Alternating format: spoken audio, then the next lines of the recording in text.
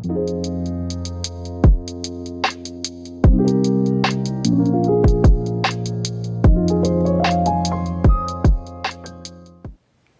everybody, welcome back to The Pressing Matters. I'm Scott. Thank you for tuning in today and thank you for your support. Today I'm going to be doing something even more obscure than what I've been doing, and I think this might be the end of the road because, you know, I kind of knew this, but these videos on early labels are just not getting any views. They're very, very niche, and I'm thinking about how to deal with it because I would like to continue to cover them, but I might have to put them in a different category or maybe even start a second channel to do vintage releases and then have the main channel for, you know, equipment and modern record reviews and so forth. I don't know. I'm thinking of maybe doing a membership or a Patreon where you can have access to more obscure content as well. But be that as it may, as I was going through my stacks, looking for living stereo titles, organizing my vault, I became aware that I had 5 of these titles from the Stereo Action series from RCA Victor. There's very little out there, certainly not a video review. Even looking it up on Wikipedia, there's hardly any information on Stereo Action. So I will try to fill in as much as I can and give you a couple of recommendations. There are 2 that I can recommend, one wholeheartedly. Right here, you're seeing the sampler. So I got to sample the best of Stereo Action. Let me tell you, let me set the scene for you. So 1961, Command records had come out. We talked about Command in the last 2 videos.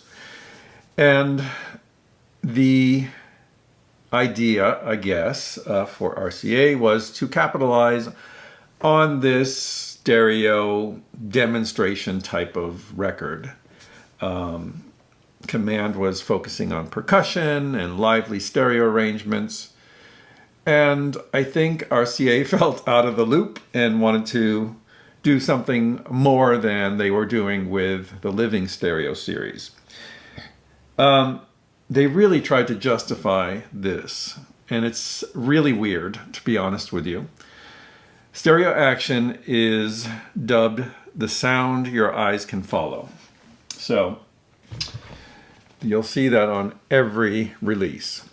What does that mean exactly? Well, it means that whole sections of the orchestra and different instruments continue to float back and forth. To me, in nonsensical ways, there's not a lot of justification for it. However, the first, I think it's this Stereo Action one. Yeah, this first one has an article by David Hall, who was a music editor of Hi-Fi Stereo Review, justifying this type of record, saying that you know, it offered greater artistic license and flexibility and so forth, that it opened up a whole new world for stereo enjoyment, and that it was its own thing. And I guess I can agree with that. It's not meant to be like a true-to-life stereo experience. This is totally artificial and created, and kind of was the beginning of multi-tracking and panning and so forth. So taking the artistic approach, they claim that they composed these arrangements to take advantage of this technique. So it wasn't just a normal arrangement. They had to incorporate what the sound was going to do. If it was going to flow to the left, flow to the right, which instruments were going to go back and forth. Honestly, this is a headache. It's terrible. A terrible idea. I'm really surprised that it came out of RCA, you know, after having such success with living stereo. But RCA made some poor decisions over the years in the 60s. They had Dynagroove, they had Dynaflex, and stereo action is best forgotten. However, there are some interesting things on it, and I want to show you the releases that I have, just so you know when you see one what to expect. So they look really cool. They are in hard slip cases like this with a tab on the side here. Inside each one is a glossy card sleeve, and it has artwork here that shows through the die cut cover. All of these are die cut like this, and they look, and they were probably expensive records. The labels look very similar to living stereo, except they say stereo action. Pressings are the same as you would get anywhere else. Rockaway, Indianapolis, and so forth. I don't know if there are Hollywood pressings of the stereo action series. Some of the artists on here are Ray Martin and his orchestra, Marty Gold and his orchestra, Dick Shorey, who we love from Music for Bang Ballroom and Harp, Vic Schoen and his orchestra, Leo Adio and his orchestra, the chorus and percussion of Keith Textor, Guitars Unlimited +7, Bernie Green and his orchestra, Marty Gold, Dick Shorey, Henry Renee.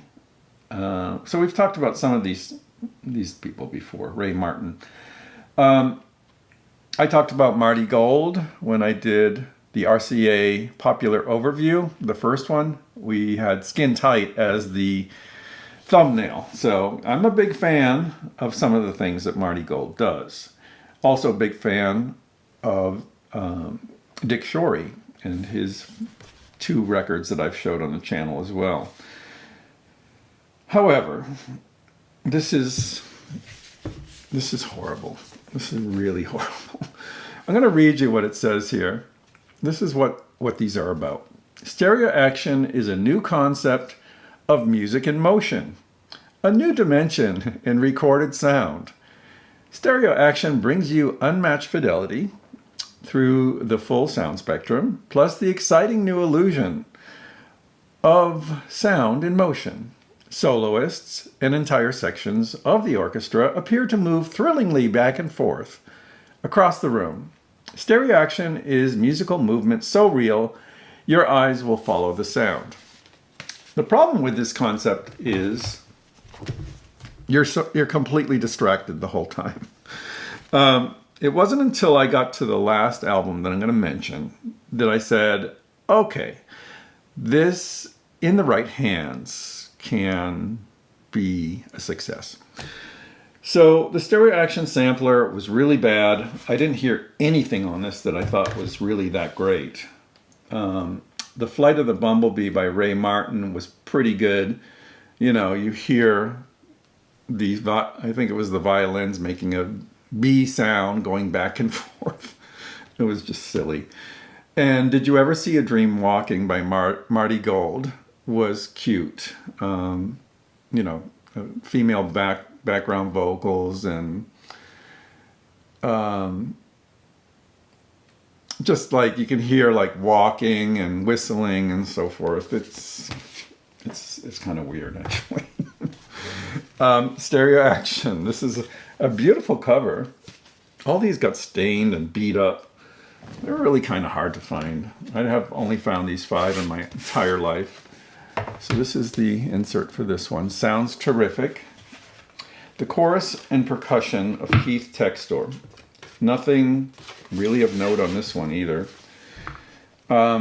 It's got a kitschy kind of sound to it with the chorus, and you know, they're just doing those tunes that are on all of these records and Command records. Lullaby of Broadway, Surrey with the Fringe on Top, A Foggy Day, Hey Look Me Over, Perdido, I get a kick out of you. It's cute for about 5 seconds. This one was really disappointing. This was Marty Gold and Goes Hollywood. His Hollywood themes: Moulin Rouge, The Third Man, Gigi, Moonglow. Actually, Moonglow was pretty good. A theme from Picnic. But overall, this was a disappointment compared to some of the things that Marty Gold had done prior to this. This is what this insert looks like. Then we get to two that I think rise above the concept of this label. One is from the Three Sons. Yeah, the Three Sons. The group that I sort of dismissed in my first RCA popular video. I just said it was kind of old-timey music. I didn't really care for it. However, I've reassessed the Three Sons. And in particular, this one. It's called Movin' and Groovin' with the Three Sons. This is undeniably fun, and it's probably the best Three Sons record I've heard. It's guitar, organ, and accordion, and percussion. And they do a fabulous version of Caravan, Autumn Leaves, Jungle Drums. I don't think you recognize anything else on here. But, wow, this is really stained. Look at that. The paper they use on these things gets really foxed, you know. But this is a cool cover. It's like a copper, reflective almost. And this one is highly recommended. This was super fun to listen to. And the stereo action effects are minimized. This came a bit later, like the second round of these titles. This series only lasted like 4 years, I think, 61 to 65, and it was done. Now for the piece de résistance. This is the one that I think is a masterpiece in terms of utilizing the stereo action technique in a way that complements what's going on with the music. And I'm talking about Esquivel. This is called Latinesque.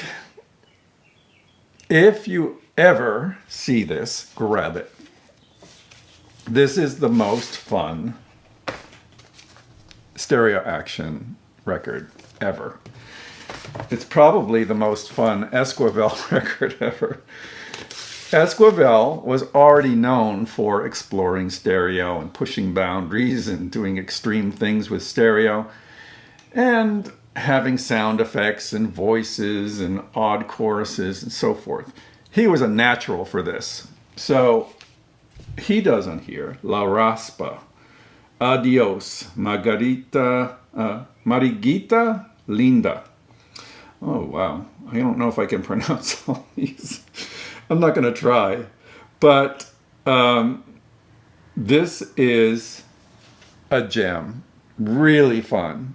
He works within this structure and produced one of his best albums, I think. Latinesque. Definitely try to get a hold of that. That is the stereo action that I most recommend. I have a couple of copies of it. None of them are in great shape. Don't expect to find this cover looking good.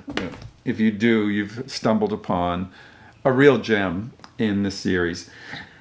I'm not going to do anything else on stereo action unless I happen to come across something that's just so mind-blowingly good. I have to let you know. But until next time, I'm Scott for The Pressing Matters. Thank you so much for watching. Have a great day.